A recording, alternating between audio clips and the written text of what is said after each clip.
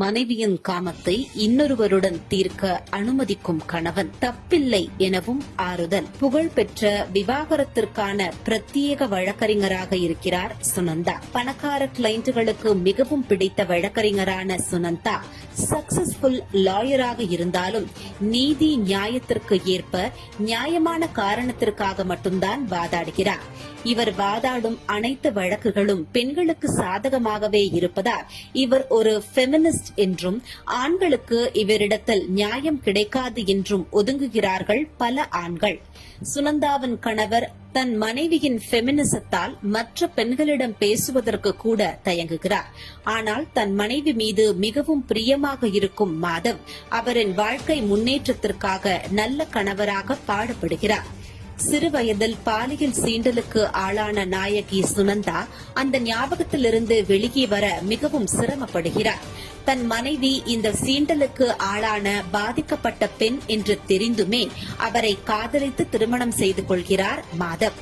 சுனந்தாவும் மாதவும் மிகவும் காதலுடன் அவர்களின் திருமண வாழ்க்கையை நடத்தி வருகிறார்கள். மாதவ் கார் ஓட்டும் போது கூட சுனந்தா அவரிடம் ரொமான்ஸ் செய்வதை நிறுத்துவதில்லை. ஆனால் தன் கணவருடன் உறவு வைத்துக் கொள்ளும் போது எல்லாம் அவளின் பழைய பாலியல் சீண்டலின் கோர நினைவு அவளை அச்சுறுத்துகிறது. இது அவளை மனநல மருத்துவரை பார்த்து ஆலோசிக்கும் நிலைக்கு அவளை தள்ளுகிறது.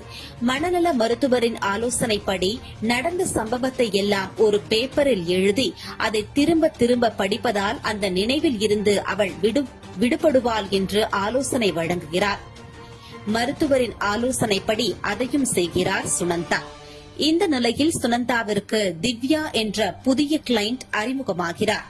தன் கணவன் ஆனந்திடமிருந்து தனக்கு விவாகரத்து வேண்டும் என்றும் ஜீவனாம்சமாக அவரின் பிசினஸின் பாதி பங்கும் சொத்தில் பாதியும் கேட்க வேண்டும் என்று நிர்பந்திக்கிறார்.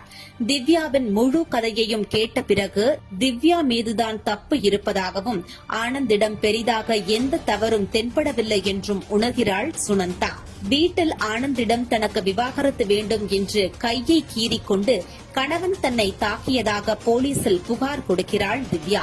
இதனால் ஜெயிலுக்கு போகும் ஆனந்த் குடும்பத்திலும் அலுவலகத்திலும் நல்ல பெயரை இழக்கிறார். ஆட்டிசத்தால் பாதிக்கப்பட்ட தன் மகளையும் பார்த்துக் கொண்டு நல்ல கணவனாக இருக்கிறான் ஆனந்த்.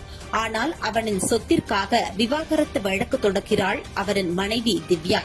இதை உணரும் சுனந்தா திவ்யாவிற்கு விவாகரத்து வாங்கி கொடுத்து அவளின் மகளின் கஸ்டடியை ஆனந்திற்கே வாங்கி கொடுக்கிறார். இது திவ்யாவிற்கு கடுப்பை தர கோர்ட்டிலேயே சுனந்தாவும் திவ்யாவும் சண்டையிட்டுக் கொள்கிறார்கள். தனக்கு உதவி செய்த சுனந்தாவை நன்றி சொல்வதற்காக சந்திக்கிறான் ஆனந்த். அப்பொழுது கழுத்து வலியால் அவதி கொண்டிருக்கும் சுனந்தாவிற்கு மசாஜ் செய்ய ஆரம்பிக்கிறான் ஆனந்த். ஒரு சந்தர்ப்பத்தில் இருவரும் தன் சுற்றத்தை மறந்து உறவு வைத்துக் கொள்கிறார்கள். இதை நினைத்து சிறிது நேரத்திலேயே கிளம்பி செல்கிறான் ஆனந்த். நடந்த விஷயத்தை சுனந்தா தன் கணவனுக்கு போகிற போக்கில் தெரிவிக்கிறார். வேறு ஒருவருடன் உறவு கொண்டது அவளுக்கு மிகுந்த உற்சாகத்தை தந்ததாகவும் பழைய கசப்பான அத்துமீறல் சம்பவங்கள் அவளுக்கு நினைவே இல்லை என்றும் அந்த விஷயத்தை சுத்தமாக அவள் மறந்து புத்துணர்வாக உணர்வதாகவும் கூறுகிறாள் சுனந்தா.